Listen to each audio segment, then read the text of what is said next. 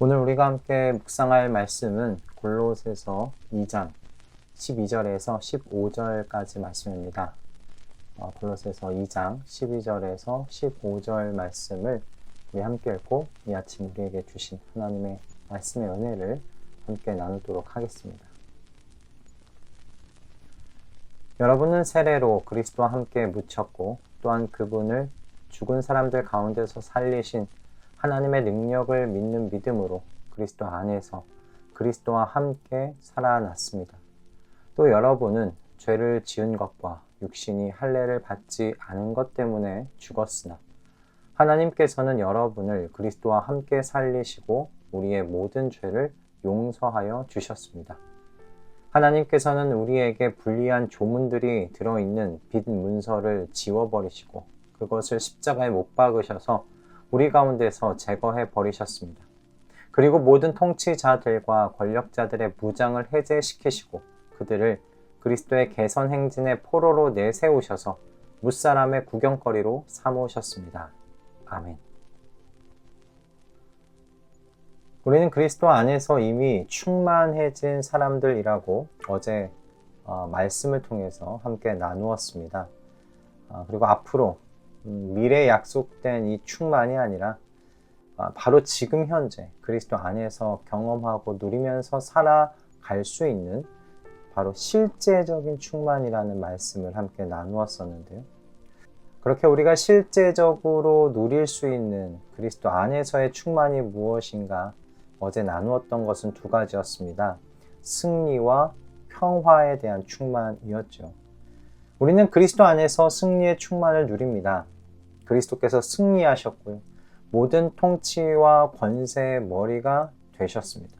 그래서 우리가 누리는 승리의 충만 속에서 우리는요, 영원한 안전을 담보받을 수 있다고 말씀을 드렸었어요.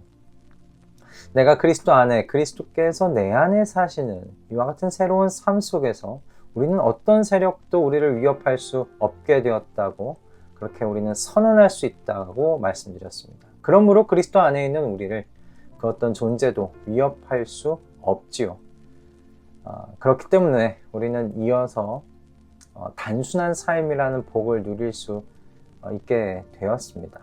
모든 것의 머리이신 그리스도 안에 사는데 나의 미래의 안전을 위해서 우리가 돈을 추구할 필요도 없게 되었고 어떤 권력 있는 사람들에게 줄 서지 않아도 되게 된 것이죠. 우리는 오직 예수 그리스도만 바라보면서 그분을 의지하고 그분을 신뢰하는 그런 단순한 삶을 살면 되는 그런 사람들 되었습니다. 저는 이것이 그리스도 안에서 누리는 승리의 충만이 가져다 주는 복락이 아닐까 그렇게 함께 말씀을 나눴는데 더 많은 것을 묵상하시고 실제적으로 누리시는 우리 가족분들 되었으면 좋겠습니다. 또 평화의 충만에 대해서도 나누었었죠. 우리가 그리스도로 인하여 하나님과 화목해진 것에 대해서 이야기를 나눴었는데 이제 우리는 하나님의 심판에서 자유로워졌습니다. 그리스도 안에 있는 우리를 하나님 앞에서 고소할 수 있는 존재는 없어졌죠. 우리는 하나님의 심판에서 제외되었습니다. 그러므로 죽음의 두려움에서 자유로워진 존재들이 바로 그리스도 안에 있는 우리들입니다. 그리스도의 피로 하나님 앞에 거룩하고 흠이 없으며 책망할 것이 없는 사람들 되었으니 죽음 이후에 우리가 기다리고 있는 것은 심판이 아니라 그저 귀로만 들었던 그 주님을 눈으로 뵙는 그 바로 영광스러운 그 날을 기다리게 된 거죠. 죽는 것이 나에게는 이롭다라고 말했던 사도 바울의 고백을 우리도 마음에 품고 살 수 있는 사람들이 된 것입니다. 저는 이것이 바로 평화의 충만이 가져다 주는 복락이라고 생각을 했습니다. 그럼 그리스도 안에서 경험하고 실제로 누리며 살아갈 충만은 또 무엇이 있을까? 오늘 본문을 생각하면서 우리가 지금 여기서 실제적으로 누리면서 살아갈 충만에 대해서 두 가지를 좀 함께 나누어 생각해 보고자 하는데 첫 번째는 생명의 충만이라는 것입니다. 12절을 보면 사도 바울이 세례와 관련지어서 우리가 그리스도와 함께 묻혔고 그 그리스도를 살리신 하나님의 부활의 능력을 믿음으로 그리스도 안에서 그리스도와 함께 살아났다고 말하고 있는 것을 볼 수 있습니다. 바울은 여기서 세례를 그 회심의 경험하고 연관지어서 이야기를 하고 있는 건데요. 즉 성도는 회심을 통해서 그리스도와 함께 옛 습관과 태도에 대하여 죽고 하나님의 가족으로서 새로운 삶의 방식에 대해서는 살게 된 새로운 존재라는 겁니다. 성도는 이것을 예수 그리스도를 죽은 사람들 가운데서 살리신 하나님의 능력을 믿는 믿음으로 얻게 되었다고 이야기를 하죠. 그러나 우리가 우리 스스로도 인정하듯이 아직 우리는 과거의 습관과 죄의 태도를 완전하게 벗어버리지는 못했죠. 아직도 우리 안에서는 죄악된 충동들이 일어나고는 합니다. 이런 우리의 현실에 대해서 골로새 교회 안에서 활동했던 거짓 교사들은 어떻게 가르쳤냐면 몸에 고된 혹사와 체벌로 이 죄악된 충동을 이길 수 있다고 가르치거나 또 아니면 다른 지식과 영적 세력들의 도움을 받을 수 있다고 가르쳤습니다. 복음만으로는 안 된다는 것이죠. 그러나 바울은 성도는 세례로 그리스도와 함께 과거의 죄에 대해서는 죽은 사람이고 이제는 그리스도 안에서 그리스도와 함께 살아났다고 이야기합니다. 즉 새로운 생명 가운데 거하여 있는 사람 되었다는 거예요. 그러므로 성도는 어떤 사람인가? 죄악된 충동을 정복하는 데 필요한 모든 능력을 이 새로운 생명의 충만함 속에서 공급받을 수 있는 존재가 되었다라고 말해주고 있는 거죠. 여러분, 그리스도인은요, 죄에 지는 사람이 아닙니다. 그리스도인은 죄를 이길 수 있는 사람들입니다. 죄의 충동을 이길 수 있는 사람들입니다. 여러분, 충동이 일어나는 것은 어쩔 수 없습니다. 죄의 충동이 아예 없도록 할 수는 없어요. 그러나 그 죄의 충동이 일어나서 내 안에 집을 짓고 살도록 내버려 두지 않을 수 있는 여러분 그런 권세와 능력은 우리가 갖고 있게 된 사람들이라는 거예요. 여러분 세상의 사람들은 죄의 노비로 살아갈 수밖에 없습니다. 죄가 그 집 안에 들어와서 집을 짓고 살아도 쫓아낼 권리도 권세도 능력도 없습니다. 죄에 대하여 대항하고 이길 능력이 없습니다. 그러나 그리스도인은요, 그리스도와 함께 죽었습니다. 그리고 그리스도 안에서 그리스도와 함께 새롭게 살아난 사람들입니다. 갓 태어난 생명으로 충만한 아기와 같이 그렇게 생명으로 충만해진 존재라는 겁니다.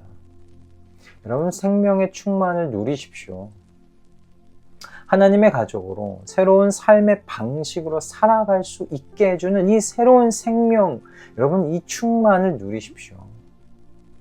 이 새로운 생명력으로 충만하게 된 것을 깨닫고 누리면서 이 땅 가운데서 죄를 대항하고 죄를 이기고 그렇게 승리를 경험하며 사시는 우리 모든 가족분들 다 되시기를 이 아침 주님의 이름으로 축복합니다. 마지막으로 우리가 실제로 누리면서 살아갈 충만은 또 무엇인가? 은혜의 충만이다 라고 말할 수 있을 것 같아요. 바울 사도는 13절에서요 골로새 성도의 과거를 기억나게 해주고 있죠. 그들의 과거가 어떤 과거였냐? 하나님에 대해 죽은 자들이었다라고 이야기하고 있습니다. 생명이 없는 사람들이었다라고 말하고 있어요. 즉 하나님의 진노 앞에 서야 할 운명의 사람들이었다는 거예요. 그런데 하나님께서 어떤 일을 베푸셨는가? 정말 일방적인 은혜를 베풀어 주셨다고 이야기를 하고 있어요. 그리스도와 함께 살리셨고요. 모든 죄를 용서해 주셨어요. 그리고 불리한 조문들이 들어있는 빈문서, 바로 이 순종의 빈문서를 지워버렸을 뿐만 아니라 아예 십자가에 못 박아서 제거해 버렸다고 바울은 이것을 굉장히 색다르게 표현을 하죠. 여러분 이건 골로새 성도들 뿐만 아니라 우리 모두에게 해당하는 말씀 아닙니까? 우리는 하나님께 빈문서 제거해달라고 요청드리지 않았습니다. 그런데 하나님께서 일방적이신 은혜로 우리가 짊어지게 된 이 순종의 빈문서를 제거해 주신 겁니다. 이 채무 증서는 이제 우리에게 아무런 효력을 발휘하지 못하게 되었어요. 저는 이것을 은혜라고 불러야 한다 생각합니다. 이게 은혜 아닙니까? 이제 이 빈문서가 제거되었기 때문에요, 통치자들과 이 어둠의 세력들이 우리를 대해서 어떤 권리도 요구할 수 없게 되었습니다. 그것을 사도 바울은 이렇게 이야기합니다. 그들의 무장은 해제되었다라고요. 여러분, 그들이 패배했다는 것이요, 이제 예수 그리스도의 부활과 승천하심으로 말미암아 모든 사람들, 특별히 예수 그리스도 안에 있는, 또 하나님 안에 있는 이 하나님의 백성 모두가 볼 수 있도록 널리 보여지게 되었습니다. 그들은 패배했습니다. 그들은 우리를 대하여 권리를 행사할 수 없게 되었습니다. 그래서 바울은 로마서 8장에서 하나님 앞에서 하나님께서 이렇게 택하신 사람들을 누가 고발할 수 있겠느냐 묻지 않습니까? 의롭다고 하신 분이 하나님이신데 누가 감히 정죄할 수 있겠느냐고 말하지 않습니까? 여러분, 저와 여러분의 죄사함은 확정적인 것입니다. 저와 여러분을 고소할 수 있는 존재는 없습니다. 저와 여러분이 이처럼 하나님의 은혜의 충만을 오늘도 누리고 있는 줄 믿습니다. 그러니 어떤 두려움도, 어떤 어려움도, 어떤 어색함도 가지지 마시고 이 은혜의 보좌 앞으로 나아가시는 저와 여러분 다 되시기를 주님의 이름으로 축복합니다. 저와 여러분의 빈문서를 제거해 주셨고요, 어떤 세력들도 우리를 향한 권리를 주장하지 못하도록 막으신 분이 바로 하나님이십니다. 이런 은혜를 베푸신 하나님이신데 어떻게 이 하나님 앞에 나아가는 것을 머뭇거리겠습니까? 그리고 이 은혜를 베푸신 분의 말씀에 대해서 어떻게 이제 불순종의 태도를 가질 수 있겠어요? 물론 우리는 우리 안에 있는, 아직 남아있는 과거의 태도, 습관 때문에 불순종의 일을 순간순간 선택할 수는 있지만 그 삶의 전체적인 태도가 불순종일 수는 없습니다.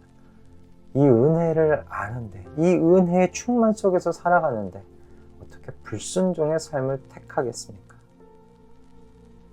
은혜의 충만 속에서 우리는 담대하게 이제 하나님의 보좌 앞으로 나아갈 뿐만 아니라 마음에 어떤 갈등도 없이요, 하나님의 말씀에 충성으로 순종하는 그 길을 선택할 수 있는, 기꺼이 선택할 수 있는 사람들이 되었습니다.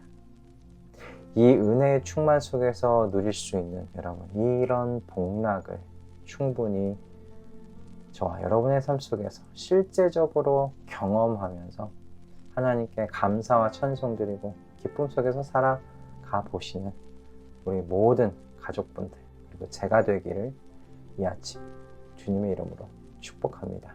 할렐루야. 기도하겠습니다.